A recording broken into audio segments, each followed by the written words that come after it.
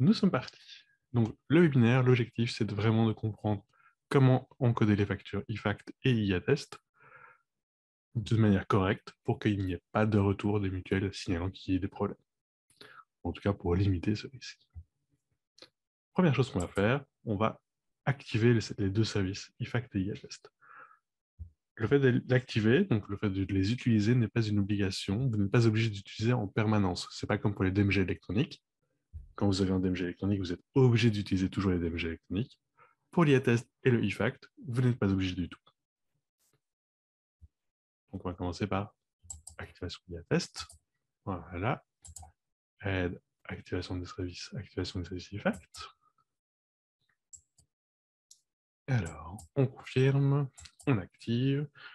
Ici, normalement, il faut mettre les vraies informations de facturation. Ici, évidemment, comme c'est en test, on ne va pas véritablement le faire. Donc, je vais juste on va faire une consultation. On clique sur le petit symbole euro. On a donc ici le module de facturation qui apparaît. On peut voir que par défaut, il m'a mentionné que le patient était en IFACT. On a donc bien mon nom qui va apparaître sur l'écran, logique vu que je suis en tant que médecin. Donc on a la date de la consultation, donc la date d'aujourd'hui.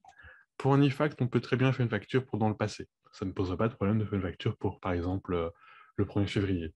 Voilà, aucun problème. Par contre, pour l'IATEST, ce ne sera pas possible. Ça, on en parlera tout à l'heure pour voir un peu les différences qui existent entre les deux. Alors, quand même, pour expliquer un peu la différence, IFACT et IATEST, pourquoi est-ce qu'on parle des deux? C'est parce que ce n'est pas exactement la même manière de fonctionner. Dans l'IFACT, vous allez encoder une facture, vous allez percevoir un petit montant de la part du patient, voire rien du tout, et ensuite vous allez transmettre l'attestation à la mutuelle. Dans le cas de l'IATEST, c'est l'inverse, vous complétez un montant total, du style 30 euros, le patient vous paye donc ces 30 euros, et c'est le patient, la personne qui va être remboursé directement par sa mutuelle. Pour ça qu'il y a une différence entre les deux. Et pour ça aussi, il faut donc l'envoyer le jour même. Et ça, on en reparlera tout à l'heure.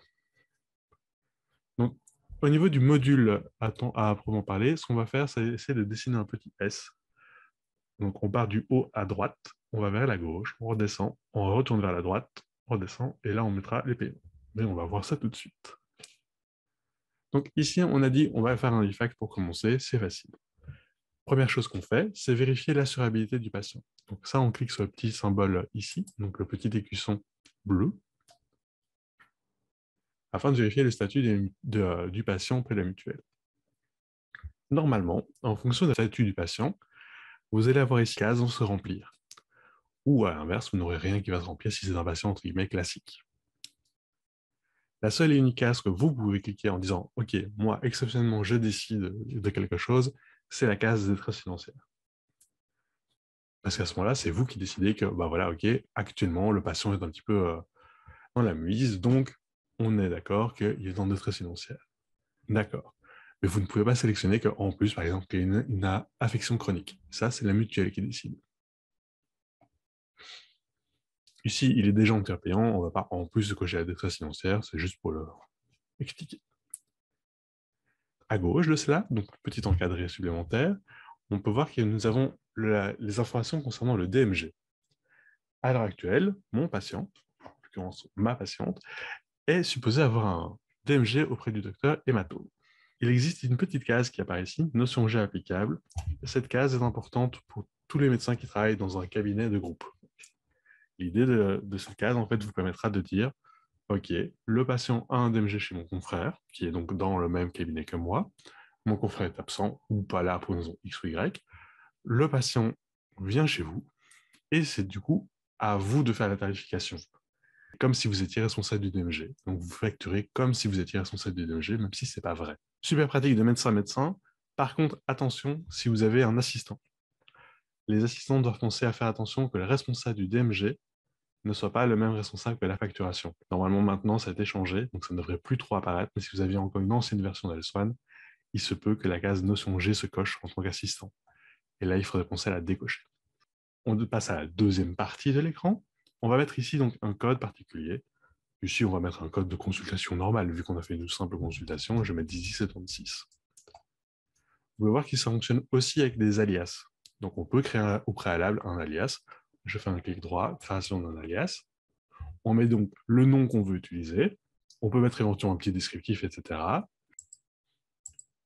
Je supprime. Et donc, si maintenant je mets ici cov, au niveau de l'alias, je valide, j'ai automatiquement le code COVID qui va apparaître. Ça, c'est comment fonctionnent les alias, etc. C'est parfois super pratique. Maintenant, il y a une seconde manière de travailler au niveau de L-Swan. Et ça, je vous montrerai tout après comment aller un peu plus vite pour gagner un petit peu de temps. Une fois qu'on est sur cet écran-ci, donc on a mis le code ou éventuellement l'alias, on peut rajouter éventuellement un supplément si c'est la nuit, le week-end, etc. Nous, ce qui nous intéresse maintenant, c'est d'aller sur la partie un peu à droite. On a ici les informations à propos du ticket modérateur. Donc là, on est d'accord que nous sommes sur un IFACT. En théorie, le patient est supposé vous payer ce montant-ci, le remboursement uniquement du ticket modérateur. Donc ici, ce qu'on va faire, on va signaler que le patient paye effectivement le ticket modérateur. Il se peut que vous demandiez, par exemple, de ne pas le réclamer, ou de mettre le CPRS, ou la maison de repos, ou une maison médicale, qu'importe. Ces informations-là, par contre, doivent être complétées au préalable dans le dossier du patient. Il est relativement peu probable que le patient vous paye réellement 6,81 €. Là, on va vérifier le tarif. Attention que ceci ne fonctionne que pour les médecins généralistes. Mais pour un spécialiste, ça ne fonctionnerait pas. Ici, donc, on est reparti sur les 6,81 €. Donc, IFACT, le patient vous paye 6,81 € et vous allez ensuite envoyer l'attestation à la mutuelle afin d'être remboursé de 21,25 €. Ici, ce qu'on va faire, c'est on va juste corriger un petit peu parce que, comme je disais, il est peu probable que le patient vous paye 6,81 €. On va plutôt opter pour un montant de 7 € par exemple ou de 6,50 €, probablement. Dans ce cas, vous avez la petite icône ici, 19. En cliquant dessus, vous allez pouvoir monter au 50 cents supérieur. Et en cliquant sur majuscule et 19, vous allez arrondir au 50 cents inférieur. Ceci vous permet donc d'avoir un montant arrondi, ce qui est plus juste quand vous allez faire effectivement des facturations, parce que derrière, vous allez devoir mentionner comment ça a été payé. Et ça, c'est indiqué juste en dessous. Donc, le patient vous paye 6,50 € dans notre exemple. Vous pouvez choisir de quel mode de paiement il a effectué. Donc, soit il a payé en cash, facile, soit vous avez payé via la carte de banque ou une application banque contact quelconque, le Payconic ou n'importe quoi. Et en dessous, vous avez la possibilité de faire les virements bancaires. Ça, c'est vraiment si vous n'avez pas la possibilité de faire les autres, vous pouvez dire, OK, il m'a payé en virement. Voilà, pas de souci. Ici, par facilité, pour vous montrer, on va sélectionner le fait qu'il est payé en cash. Il y a d'autres onglets, évidemment, sur lesquels on ne va pas s'attarder. Il est possible d'aller dans le paiement et de mentionner, voilà, il m'a payé une partie en cash, il m'a payé une partie en carte, et ainsi de suite. C'est plus intéressant quand vous avez des gros montants à payer. Donc, ce sera plus d'applications probablement pour les e-attest que pour les e-fact. Une fois qu'on a cette étape-ci, on peut faire simplement OK. Ah, juste avant, je n'ai pas parlé de ceci au niveau du tarif. Actuellement, on a un tarif qui est en personnalisé. Donc, ce n'est pas le tarif conventionné. Ce tarif personnalisé, on l'a déjà prédéterminé au préalable, donc c'est pour cela qu'on a un montant de 28 € et des poussières. Si on prend le tarif conventionné, là par contre, on a un tarif qui va être différent, 27,25 €, et on voit que du coup, on passe à 6 € au niveau du remboursement. Ce qui, si vous avez fait attention, a fait disparaître le petit V vert qui apparaissait au début de la ligne patient, et qui en plus nous permet du coup d'avoir à nouveau la possibilité de rajouter. Pour le virement, le mieux, c'est simplement de laisser l'attestation ouverte. Donc, de laisser l'attestation ouverte et de vous-même aller vérifier une fois tous les X temps si vous avez reçu une réponse ou pas, si vous avez reçu ce paiement. Et à ce moment-là, vous revenez dans l'attestation et vous cliquez dessus.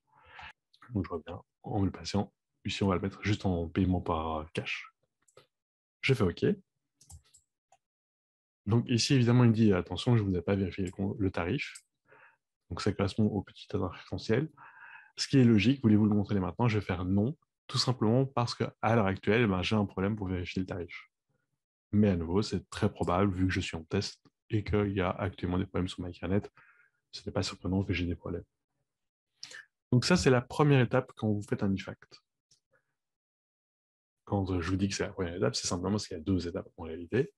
Une première étape que vous faites comme ça au fur et à mesure des patients, et puis il y a une seconde étape qu'il faut faire au maximum une fois par jour. Cette seconde étape, on va y arriver tout de suite. Donc là, ce qu'on va faire, on va juste fermer la patiente, comme ça c'est fait. Donc, on sauvegarde évidemment la consultation. On va cliquer ici au-dessus sur la petite icône verte et jaune, qui est donc supposée être une glace de billets verts et un lago d'or. On clique dessus, on va directement se rendre dans Envoi Verifact, parce que nous, ce qui nous intéresse, ce n'est pas de savoir qu'est-ce que j'ai encodé aujourd'hui, mais c'est de savoir qu'est-ce que je dois encore transmettre au mutuel. Et donc là, on va dans Envoi Verifact. Cette étape-ci, par contre, vous ne pouvez le faire que depuis un seul PC à la fois. Je m'explique. Si vous travaillez donc sur plusieurs ordinateurs, vous pourriez vous dire, oh, ok, moi j'ai activé IFAC des deux côtés, j'encode à gauche et j'envoie à gauche et à droite. Oui, mais non. Ça fonctionnerait. Le problème, c'est que vous risqueriez d'avoir des problèmes au niveau des envois et des réponses, que les mutuelles vous refusent en disant que bah non, ça a déjà été payé, vous ne le voyez pas, et ainsi de suite. Donc, pour limiter les risques d'échecs et de problèmes, on vous conseille d'envoyer uniquement depuis un seul PC, avec une seule source. Donc ici, on peut voir qu'on a plusieurs attestations à transmettre. On va donc juste récupérer celle qui est ici. Donc ici dedans, on en a plusieurs évidemment. On a donc trois possibilités. Soit on se dit, on va tout transmettre et on sélectionne tout. Soit on se dit, je n'en sélectionne que 2 ou 3, je vais envoyer que ces 2 3-là. OK. Soit on ne sélectionne rien du tout. Dans le cas où vous ne sélectionnez rien, vous allez malgré tout transmettre au mutuel. Je vous montre. Donc là, on est d'accord que nous avons 6 attestations. Je n'ai rien sélectionné. Je clique ensuite sur la petite enveloppe ici au-dessus avec un petit symbole euro. Ou à côté, hein, sur la petite flèche, ça marche aussi. On reclique sur la même icône, donc bien pour envoyer une facture vers MyCarnet. Et ici, normalement, vous tombez sur un tableau ressemblant à celui-ci, sans les numéros, sans les erreurs derrière, évidemment.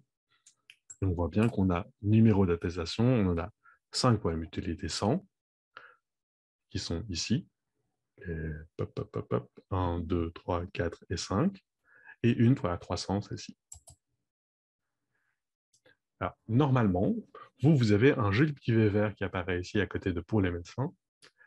Ici, malheureusement, comme de mon côté, je suis en test, je n'ai pas complété toutes les informations bancaires. Donc, je n'ai pas complété le compte bancaire, le numéro BIC, le numéro de téléphone, et si éventuellement je suis conventionné. Du coup, on va fermer simplement. On ne va juste pas aller plus loin que ça. Normalement, une fois que vous êtes à cette étape-ci, vous faites envoi, et là, c'est directement parti au mutuel. Tant que vous n'êtes pas arrivé jusqu'ici et que vous n'avez pas fait envoi, vous n'allez pas être remboursé de la part des mutuelles. Ça, c'est vraiment de A à Z, comment est-ce que je fais pour activer un effect, comment est-ce que je fais pour l'encoder, comment est-ce que je fais pour l'envoyer. En sachant donc à nouveau que cette étape-ci ne peut être faite que maximum une fois par jour. Donc, aucun intérêt de le faire à chaque patient. Personnellement, je conseille souvent de le faire une fois par semaine. Comme ça reste un rythme à prendre. Plus vous allez le faire régulièrement, plus ça va être facile et logique pour vous. Donc ici, je fais juste annuler. Et on va partir maintenant pour un peu plus rapide.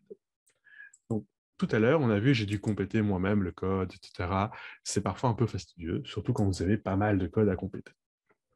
Dans les outils options, il est possible de rajouter une partie facturation. Et là, on peut sélectionner le fait d'utiliser le prix inami. Ça va influencer sur le fait que vous êtes en tarif conventionné ou en tarif personnalisé. Sans la case, vous êtes par défaut sur du tarif personnalisé. Avec la case, vous tombez sur du tarif conventionné. Je le coche juste pour vous montrer les différences qui existent. Derrière, vous avez ici les automatismes. Ça, c'est la partie qui nous intéresse véritablement. Donc ici, on va mettre que par défaut, les patients me payent automatiquement en carte. On a la possibilité de mettre l'attestation de soins à la fin de la transaction. Ça, c'est juste pour que ce soit plus joli dans votre consultation. On va créer automatiquement l'attestation, ainsi que ses suppléments. On va ouvrir par défaut l'onglet Favoris et non pas l'onglet Complément. On a donc ici qui est bien activé IFACT et IATEST, ça c'est normal. Et on a donc bien l'envoi de suppléments de plusieurs IATEST. Cette option facturée depuis plusieurs emplacements, comme je disais tout à l'heure, ne fonctionne pas vraiment bien. Donc on vous déconseille de l'activer. On fait OK. Donc je reviens dans mon patient. Pardon, cette fois-ci, on ne va pas partir pour une consultation, on va partir directement pour une visite à domicile. Même logique que tout à l'heure. Je clique pour faire une facture. On peut voir que cette fois-ci, on part sur un IATEST. La différence avec l'IATEST, donc comme je disais tout à l'heure, IATEST, il faut impérativement être le jour même. Vous ne pouvez pas revenir avec une facture d'il y a 3 semaines. pas possible. On vérifie donc l'assurabilité, à nouveau, donc comme tout à l'heure. En théorie, donc, si le patient est dans un statut particulier, vous avez en plus les cases qui vont se sélectionner. Ici, donc, on a le même choix que tout à l'heure de notion G applicable, donc on ne va pas le réexpliquer. Mais ici, on peut voir qu'automatiquement, il a sélectionné l'onglet favori et il m'a déjà bien mis le code 10 31 32 lié aux visites à domicile par le médecin généraliste. On est bien sur du tarif conventionné, donc ceci est supposé être le tarif conventionné. À nouveau, en principe, on vérifie le tarif, même si pour un IATEST, ce n'est pas nécessaire. Et donc, une fois qu'on a encodé les factures, on a ici le montant qui est demandé. Donc, pour l'IATEST, ce n'est pas le montant de 15,11 € qui va être demandé, c'est le montant de 40,32 €. Même logique que tout à l'heure, il est relativement peu probable que le patient vous paye véritablement 40,32 €, sauf si vous payez par carte. Et c'est donc ce qui a été sélectionné ici automatiquement, un paiement de 40,32 € en carte. Ici, par contre, si je fais envoyer, là, ça part directement à la mutuelle. Et donc, cette partie-ci ne peut pas être annulée, revenir en arrière, etc. On est le jour même, je me rends compte que j'ai fait une bêtise, je peux cliquer dessus et cliquer ici en dessous pour annuler l'attestation ou pour changer le mode de paiement. Ça marche aussi. Mais par contre, on ne peut pas changer le code et mettre un autre code. Ça, c'est pas possible. Donc, soit on annule, soit on recommence, enfin, annule et recommence une nouvelle, soit on change juste le mode de paiement, mais c'est tout ce qu'on peut faire pour un IATEST. Parce que comme l'attestation est déjà envoyée à la mutuelle, il n'y a rien d'autre qui est autorisé comme modification. Donc ici, on va l'annuler. On va spécifier pourquoi est-ce que c'est annulé. Hop, pour renvoyer les attestations, donc les informations de facturation au comptable.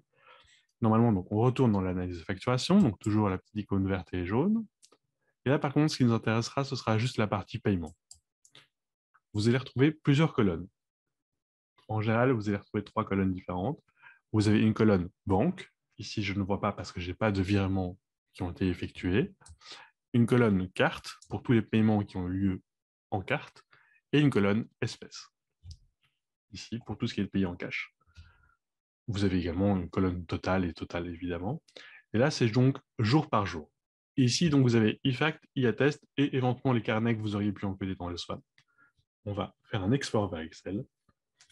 Et c'est cet export-là que vous allez pouvoir transmettre au comptable. Parce qu'ici, donc, nous sommes dans la partie paiement. Ça veut dire que c'est tout ce qui a été mentionné comme payé dans L-SWAN. Merci à tous pour votre écoute et votre visionnage. N'hésitez pas à regarder nos diverses vidéos sur notre chaîne YouTube, ainsi que regarder nos diverses FAQ sur notre site web elswan.be. Merci à tous.